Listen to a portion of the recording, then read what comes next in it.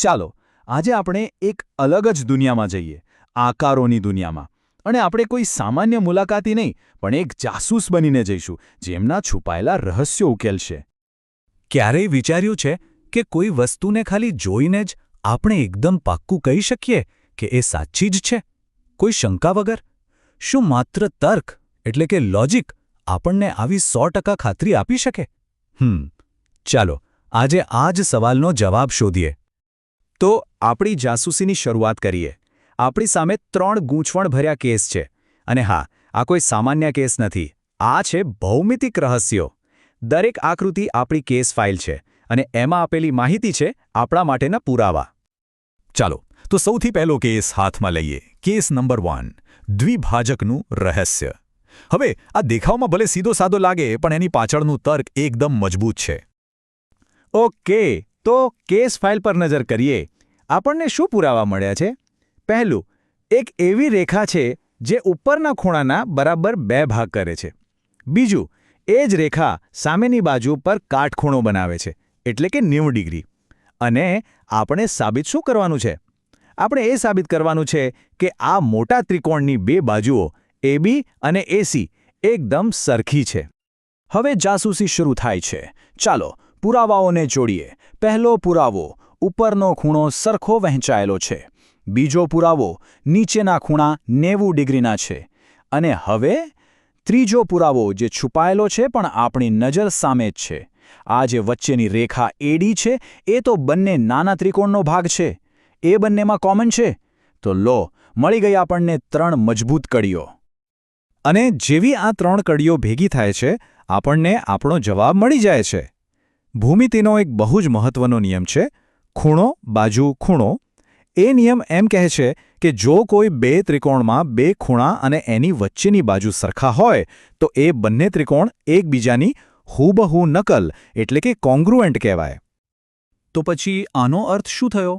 જો અંદરના બંને ત્રિકોણ એકબીજાની ફોટોકોપી જેવા જ હોય, તો એમની બધી જ બાજુઓ સરખી હોવી જોઈએ ને? એનો મતલબ કે બાજુ AB અને બાજુ AC પણ સરખી જ છે. અને આ સાથે આપણો પહેલો કેસ સોલ્વ, કેસ ક્લોઝડ. વાહ, પહેલો કેસ તો ઉકેલાઈ ગયો. પણ હજી તો 2 રહસ્યો બાકી છે. ચાલો બીજા કેસ તરફ આગળ વધીએ. આ જરા જુદો પડકાર છે. તો આ કેસમાં આપણો મુખ્ય પુરાવો એ છે કે ત્રિકોણ સમદ્વિ બાજુ છે, એટલે કે AB અને AC બાજુઓ સરખી છે. હવે આ ત્રિકોણની અંદર 2 રેખાઓ દોરેલી છે, BF અને CE. આપણે એ સાબિત કરવાનું છે કે આ બંને રેખાઓની લંબાઈ પણ સરખી છે. ચાલો તર્કની ગાડી આગળ વધારીએ. પહેલો પુરાવો તો આપણી પાસે તૈયાર જ છે. AB અને AC સરખા છે. બીજો પુરાવો જુઓ. જે ખૂણો A છે એ ત્રિકોણ ABF અને ત્રિકોણ ACE બંનેમાં આવે છે, એટલે એક કોમન છે. અને ત્રીજો પુરાવો, જો આખી બાજુઓ AB અને AC સરખી હોય, તો એમના અડધા ભાગ એટલે કે AE અને AF પણ સરખા જ થવાના ને? બસ કામ થઈ ગયું.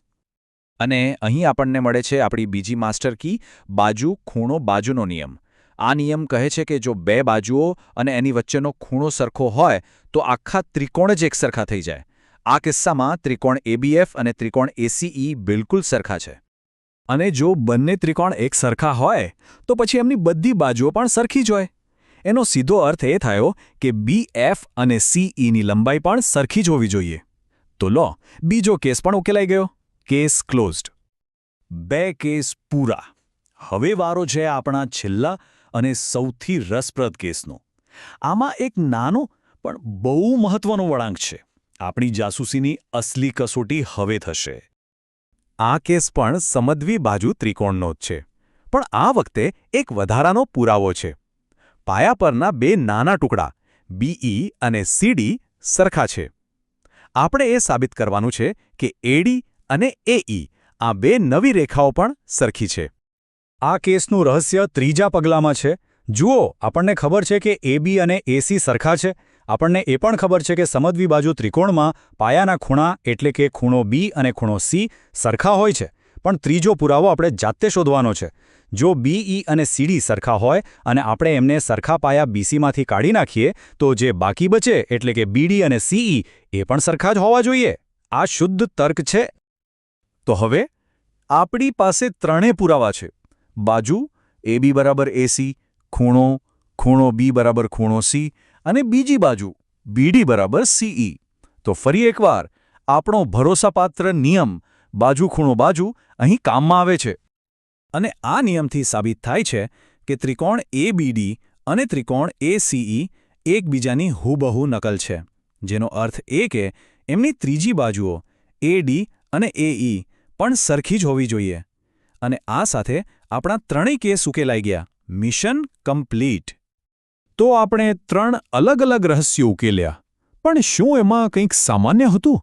કોઈ એવી એક જ ચાવી જેણે દરેક કેસનું તાળું ખોલી નાખ્યું? હા, હતી.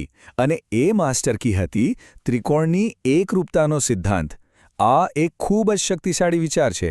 એ કહે છે કે જો આપણી પાસે બે ત્રિકોણ વિશે અમુક થોડી માહિતી પણ હોય તો આપણે એમના વિશે બધું જ 100% ખાતરી સાથે કહી શકીએ છીએ.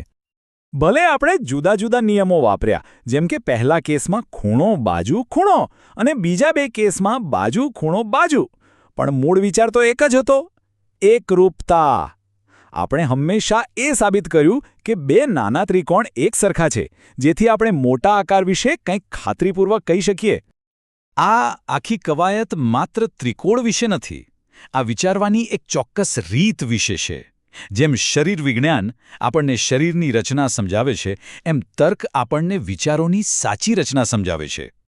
આપણે દરેક કેસમાં શું કર્યું? જે હકીકતો આપેલી હતી ત્યાંથી શરૂઆત કરી અને એક પછી એક તાર્કિક પગલાં લઈને એવા નિષ્કર્ષ પર પહોંચ્યા જેને કોઈ ખોટો સાબિત ન કરી શકે.